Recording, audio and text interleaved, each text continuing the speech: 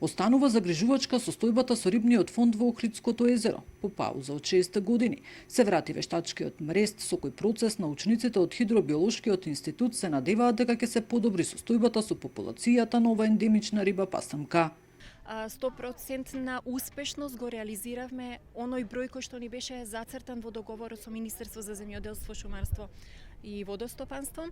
И во моментов во нашите инсталации во Хидробиолошкиот институт имаме добар напредок на подмладокот на охридска пастрмка. Порибувањето ќе биде изведувано согласно нашата програма и согласно природата на пастрмката во септември месец. Потребна е поголема заштита на езерото од рибокраците кои не запираат, секојдневно ги пустошат ендемичните риби за кој долг период наназад се предупредува дека се на рап на исчезнување. Поредувајќи ја површината на езерото од 358 км квадратни и бројот на ендемични видови, односно видови кои што живеат само во ова езеро, над 200 видови, езерото го понело епитетот како жариште на биодиверзитет и број 1 на листата на Европа.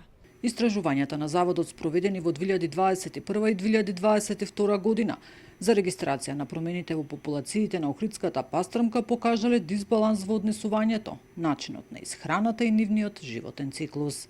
Нина Ритоновска, Сител телевизија.